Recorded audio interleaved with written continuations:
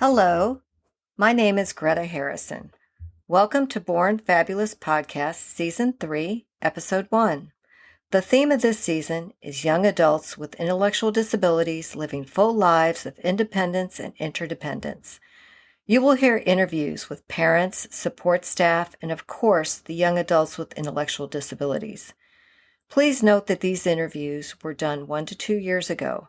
Achieving independence is a complex journey for many individuals and families.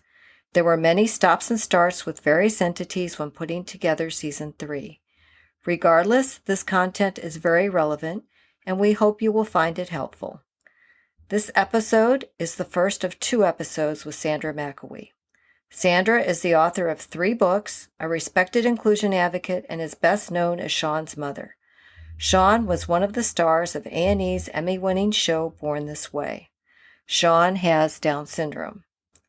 Sandra is an independent facilitator with Empower person-centered plans. Now, please enjoy this short clip of Love is a Potion. The lyrics are by Melissa Riggio, a young lady who had Down syndrome and was the focus of episodes 1 through 4 in Season 1. The music and voice are by Rachel Fuller.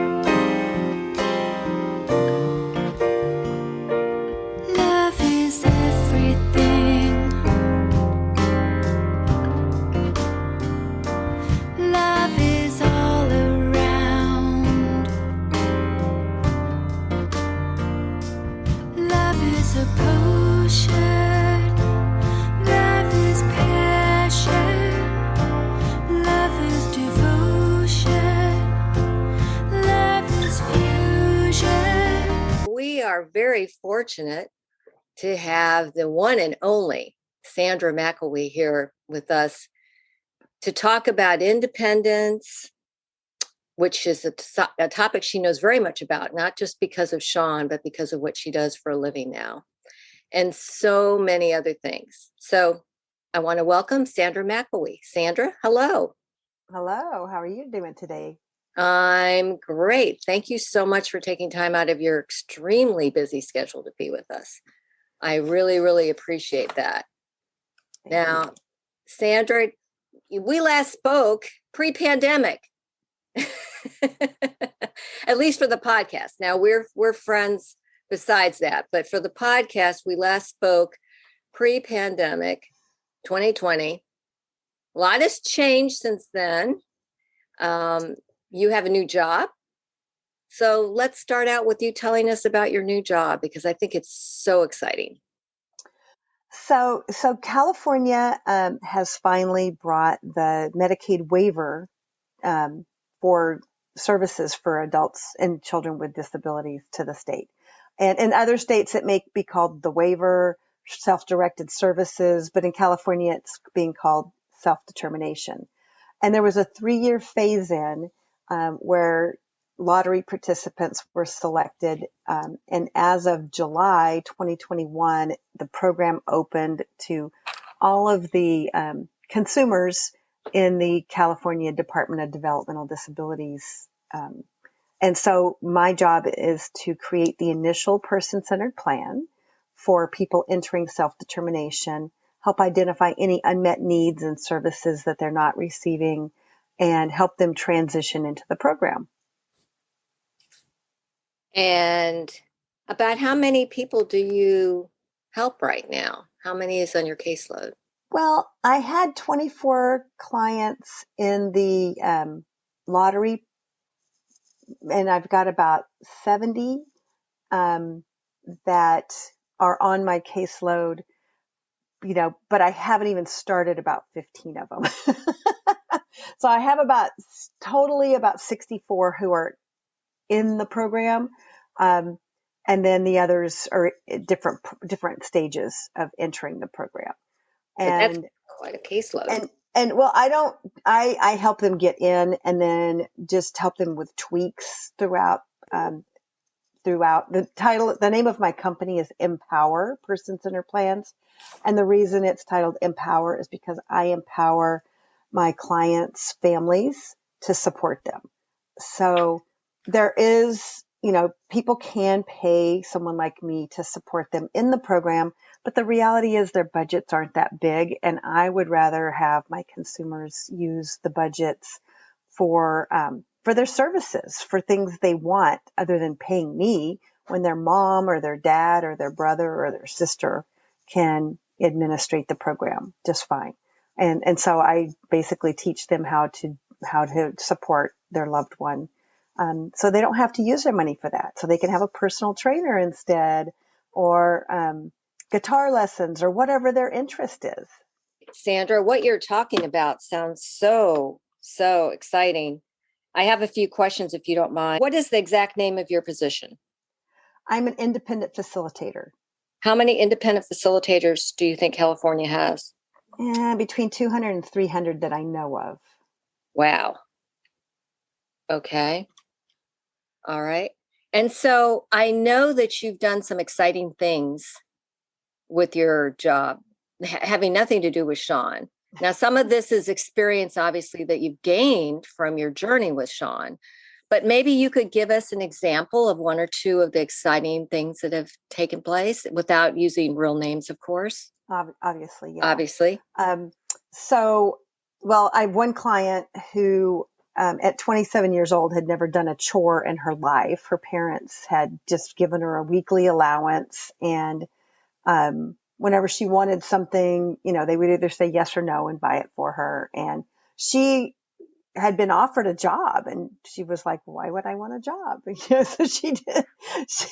So I am, when I did her interview, creating her person-centered plan, I mean, the reality is her parents are aging. Her parents wanted to travel, and they, wanted her to be more independent, even though she had no desire to be more independent because she never needed to. So we did, I call it a person-centered party, because nobody wants one more meeting, where we gathered her support team, people who knew her and loved her and cared about her together. And we came up with a plan, and we motivated her. So, the motivation was, if you can do anything you want to and buy anything you want to, then would you want to earn some money? And we made a list of what she wanted to buy. Now, at the time, she had 58 Build-A-Bears, and she wanted her 59th Build-A-Bear. She wanted to swim with dolphins, and she wanted to go on a trip with friends, and she had, many things that she wanted to do. And so her mom created a chore chart, and she started earning money doing chores around the house. And then she was allowed to do whatever she wanted with that money. She didn't have to ask permission from anybody. So that was very empowering to her. And about 2 weeks in, her mom texted me and said, well, I know she's motivated. She fed the dog 3 times today so she could get paid extra.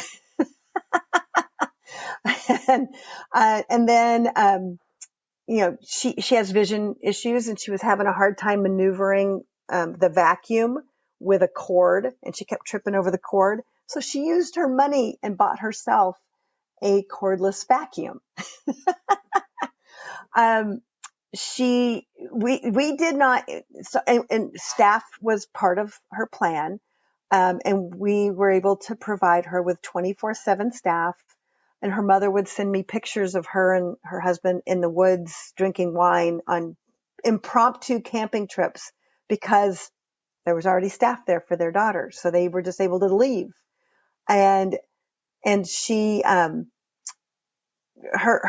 and her staff were doing crafts and things. She really likes to do crafts, and her staff person realized she's really good at doing tie-dye. And she started a tie-dye business. I mean, who knew? That wasn't even in the plan, but she is so driven to make money now. It's, it's really exciting. And she's been in the program a little over a year right now. Yeah, you started doing this during the pandemic, right?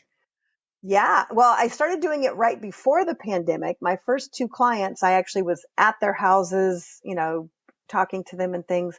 Then everything went virtual. And the benefit of that is I've been able to help people all over the state of California instead of just in about a 50-mile radius of my home. Well, that is true. That's so you've turned this into a positive. Yes.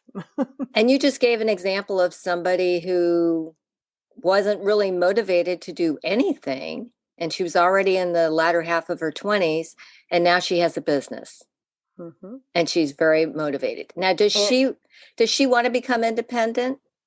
so, the plan is for her to continue to live in the family home, because the area she's in doesn't have a lot of safe options for apartments and things like that. And then one day when her parents aren't there, she will continue to live in the home with the supports that she has currently and will continue to have. She's um, she's basically independent on doing the chores, with supports. And one of the other things we did, because of she has vision issues and the stove isn't really a safe option for her. So when we were doing her person-centered party, we had each person um, tell her their go-to quick recipe that could be used in a microwave or even cold. And she said yes, that would sound like something she would like to learn to cook, or no. And everybody sent the recipe to her mom, and my mom made her enlarged the font so she could read it. And she has a magnifier too that she was able to buy through this program, which was, life changing for her. And she's got a cookbook of quick, semi healthy. Some of them aren't healthy, but some of them are, uh, meals that she can cook without even getting near the stove. Wow. That's out of the box thinking, right? And Absolutely. that's what it's all about. It is. It's so fun being creative and coming up with solutions that, um, you know, people really don't know. So you've taken your experience of your journey with Sean, where you were his chief dream facilitator, and now you're helping other families. And that's my title, is Chief Dream Facilitator. That's my title with my company. And you call these person-centered parties.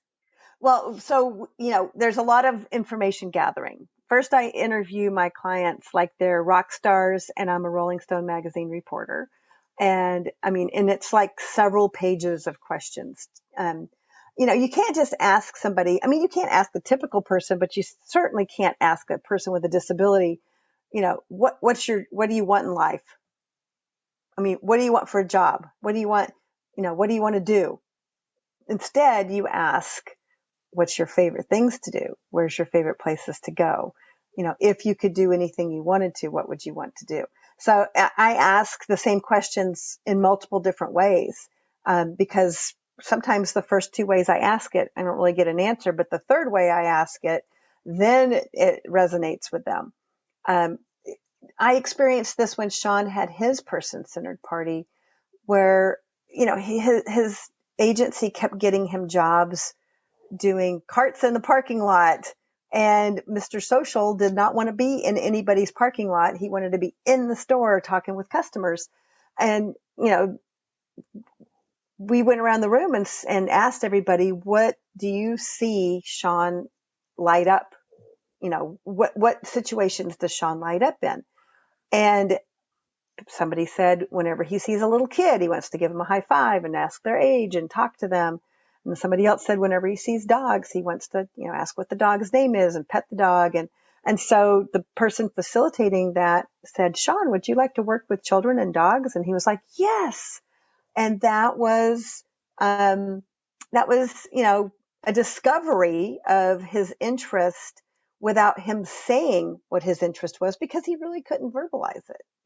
He didn't have a vision of what kind of jobs he could do with kids and dogs. He would say he wanted to be a teacher, but okay, like he's going to go get a credential, but, and he was done with school, so he didn't even want to do that. But he was basically saying he wanted to work with kids by saying, I want to be a teacher. Instead of, but he didn't have any concept of what other jobs were out there. So then we go around the room and it's like, okay, where are kids that you don't have to have a teaching credential to work with? Birthday party places, trampoline parks, miniature golf.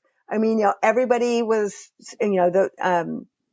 Everybody was petting zoos. Everybody was coming up with what, they were aware of in their realm.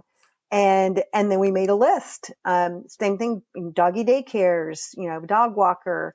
And we made a list, and then we sent his job coach out and said, find something at one of these places. He ended up with a job at a trampoline park, refereeing kids playing dodgeball. Loved that job. Pandemic killed the job. But Is Sean working with pets now? no, he actually got a job at a doggy daycare right before COVID struck.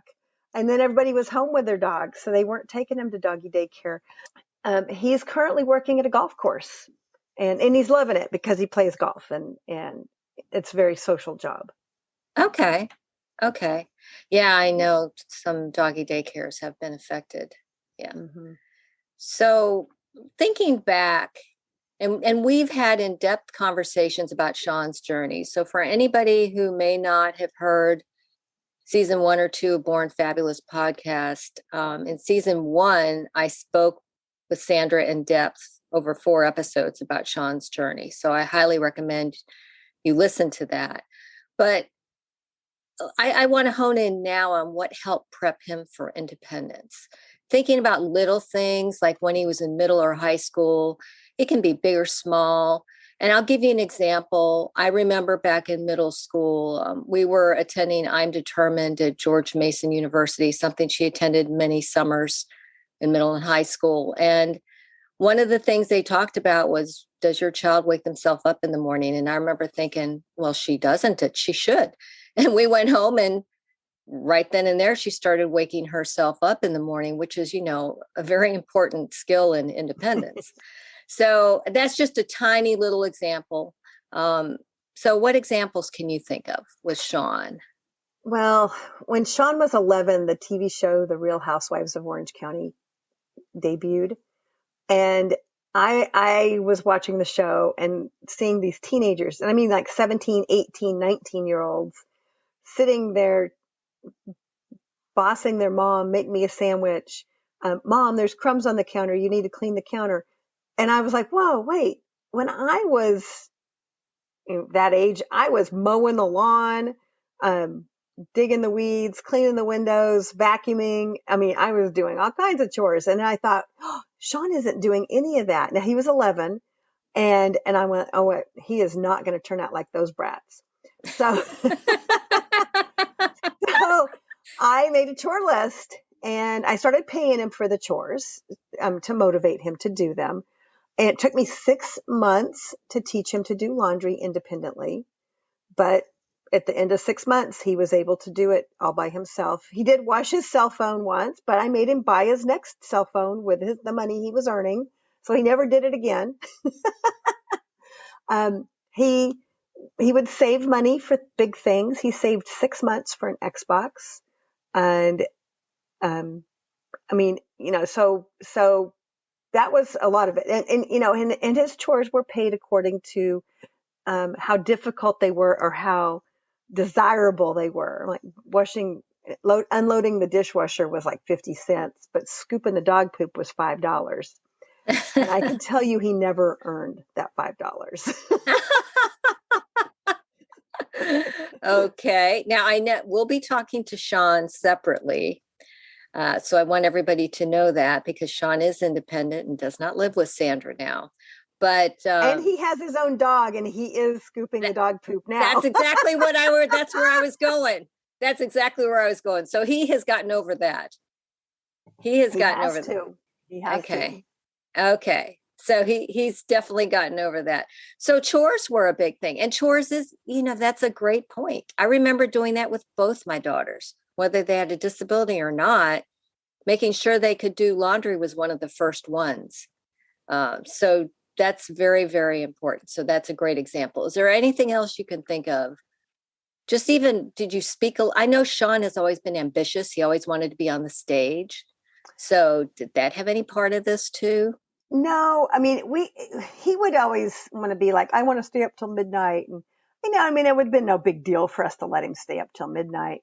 But instead I said, well, one day when you have your own place, you can stay up till midnight. But in my house, you have to go to bed at 9 or whatever the bedtime of it, was at that time. And so whenever he would ask for something that was really independent, I would say, one day when you move out, you can do that, but not now. Because, honestly, our kids don't think about moving out, especially when they have it cush. I mean, how many 30-year-olds are living in their parents' basements now that don't even have a disability? That's true. That's true. That's a small point, but a small tip that's very helpful. Whenever your child wants to do something that should really be done when they're independent, use that as a goal for independence. Yeah. So he wanted to move out. And he'd say, well, I'm going to move out. I'm going to get a house at the beach. He has big dreams. But when the time came, when his Section 8 voucher came, he was terrified. And, the biggest blessing was that we were filming Born This Way, and they were able to rent a house for him and Stephen to try it. And Sean was able to have the staff that were going to support him when he did move out, and experience it. And because he was afraid, who are these people? What do they want with me? Am I going to like them? And so he was able, to see that having the support was not going to be a bad thing after all. I remember that episode so clearly, and I have used that episode as an example, speaking with many people. I think, and having an older daughter who's gone through, what it's like having roommates. Sometimes they work out, sometimes they don't. Mm-hmm. The show was such a great example, that episode, and I don't remember what season it was. You probably don't either. I think 2. Season 2, but that episode was such a great example of an easy thing to do. Potential roommate, go rent a place for a month, maybe 2 months, see how you mesh, because it's a lot easier to get out of that Yes. than it is a lease or other things afterwards. That was a great example. And they were able to realize that well, I don't want to spoil anybody who hasn't seen it. Well, it's old. It's been out there. I'll spoil it. It's been out there for years. But Sean and Stephen realized they probably shouldn't be roommates, but they're still good friends. Exactly. And they were able to get out of that being good friends. Exactly. I loved that. Yeah, that's a great example to bring up. See, that's what I love about chatting with you. You have all this life experience that just comes out. So describe Sean's living situation now. He's going to tell me firsthand, but maybe you can give it to me from a parental perspective. And how did all of you cope when the pandemic started? Well, Sean currently is renting a condominium. He was in apartments before, and apartments are okay, but there was a lot of transient people in and out. And he never built any relationships with his neighbors. I mean, he had like 6 different next door neighbors in one apartment. So, and people walk by each other. They don't even talk. So I really felt like if he was in a place where people owned their homes, that he would have more of a welcoming neighborhood. And where he lives is great. His neighbors know him. They say hi. They kind of pull me aside if I need to know anything. So I have that extra set of eyes. There's another guy who lives there named Sean, who every time Sean shows up at the pool, it's like Norm at Cheers, Sean. So it's really everything I had hoped it would be for him to rent a place where other people owned their places. And it's nice. It's a very nice place. And what was the second part of the question? Oh, how did we deal with the pandemic? Yes.